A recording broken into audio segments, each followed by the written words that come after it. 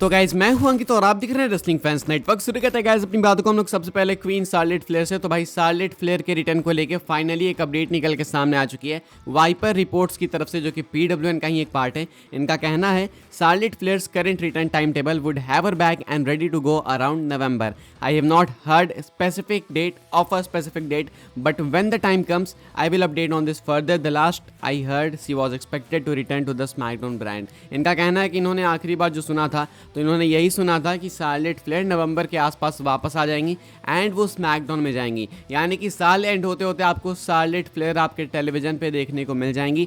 अब हील के तौर पे आएंगी या फेस के तौर पे आएंगी ये फैंस का क्वेश्चन है, लेकिन शायद वो स्मैकडाउन पे ही वापस आएंगी ऐसा कहा जा रहा है। मुझे लगता है कि शार्लेट को एज ए हील वापस आना चाहिए, वो एज ए हील ज़्यादा सूट करती है। मुझे लगता है दोनों में सूट कर जाएंगी ऐसा नहीं है, लेकिन हाँ हील में थोड़ा ज़्यादा बेटर है वो, मुझे ऐसा लगता है। आप क्या सोचते हो कॉमेंट करके बताना, आपको शार्लेट फ्लेयर का कौन सा कैरेक्टर ज़्यादा अच्छा लगता है, हील वाला गेमिक या फिर फेस वाला गेमिक? आप कमेंट करके बता सकते हो। कुछ टाइम पहले मैंने इनका ट्वीट देखा था, अभी किसी फैन को रिप्लाई कर रही थी जो कि शायद इनको बैस कर रहा था, तो कह रही थी कि WWE मेरा होम है, मेरा घर है, तो मैं तो वहाँ पे आऊँगी, ऐसा कुछ कहा जा रहा था। तो अभी शार्लेट फ्लेयर की तरफ से भाई ये रिप्लाई आया एंड ये कुछ अपडेट है शार्लेट को लेके। WWE के अंदर आने को वो तैयार है बिकॉज उनको लगता है कि WWE उनका घर है एंड नवंबर के आसपास आपको शायद देखने को मिल सकती है, यानी तो बिल्कुल ईयर एंड में, नहीं तो बिल्कुल बिगिनिंग में अगले साल।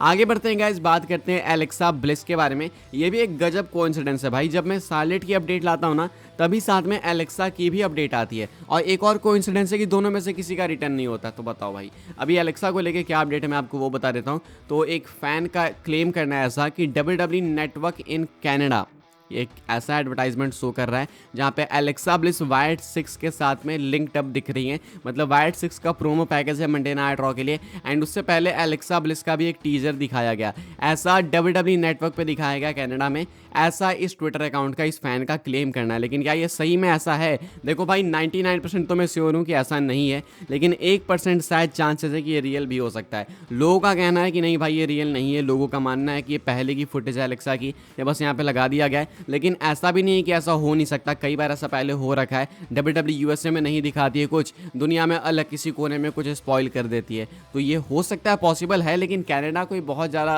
WWE के लिए स्ट्रेंजर भी नहीं है, कनाडा WWE आए दिन जाते रहती है, तो वहाँ पे मुझे नहीं लगता ऐसा कुछ स्पॉइल करेंगे। तो इसीलिए मुझे लगता है भाई कि शायद ये रियल नहीं है, लेकिन इस फैन ने ट्वीट करा, पॉइंट आउट करा, तो मुझे लगा बस एक बार डाल देते हैं आपके नज़र में, क्या पता ये रियल हो। हालांकि चांसेस बहुत कम है कि ये रियल हो, लेकिन स्टिल ये चीज़ मेरे सामने आई थी, सो आई थॉट कि आपके साथ शेयर करते हैं। आप क्या सोचते हो कमेंट करके बताना। आगे बढ़ते हैं गैस, बात करते हैं अगली स्टोरी के बारे में जो कि है मार्क हेनरी को लेके। मार्क हेनरी कमेंट करते हैं gas tribal chief OTC Roman Reigns के ऊपर, एंड काफ़ी अप्रिशिएट करते हैं रोमन रेंस को।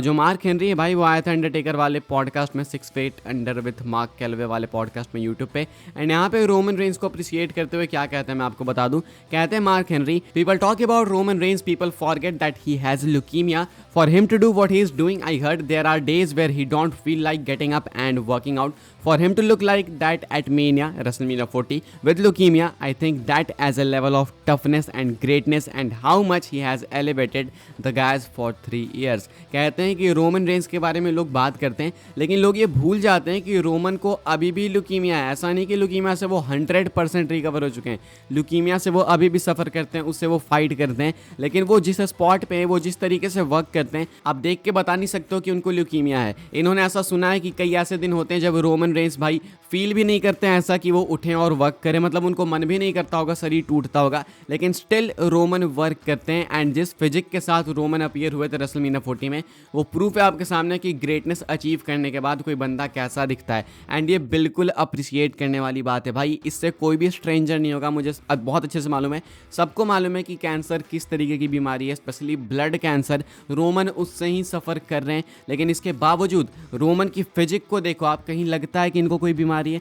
110% हेल्दी पर्सन, वर्कआउट करते हैं, हर तरीके से फिट रहने की कोशिश करते हैं, कहीं पे भी ऐसा नहीं लगता कि रोमन उस चीज़ से सफ़र कर रहे हैं या फिर कुछ भी ऐसा है। तो ये है रोमन की greatness actually man. Mark Henry इस चीज़ को पॉइंट आउट करते हैं, लोगों को रियलाइज़ कराते हैं कि आप देखो इस चीज़ को भी एंड इस चीज़ को लेके चलो कि रोमन का जो शेड्यूल है वो ये सब उनके ल्यूकीमिया होने के बाद का शेड्यूल है। तो रोमन को लोगों ने काफ़ी बहस करा कि ये इनएक्टिव है, ऐसा है वैसा है, टाइटल ले लो, लेकिन किसी ने ये नहीं सोचा कि ये इनएक्टिव है तो इसके पीछे शायद ल्यूकीमिया भी एक रीज़न हो सकता है। तो ये समझने वाली बात है। फिलहाल भाई ये कुछ कहते हैं, कमेंट करते हैं मार्क हेनरी, एंड मैं अप्रिशिएट करूंगा मार्क हेनरी को कि वो इस चीज़ को पॉइंट आउट कर रहे हैं। लोग इस चीज़ को यूजुअली पॉइंट आउट नहीं करते हैं, भूल जाते हैं, लेकिन ये चीज़ पॉइंट आउट करने लायक है।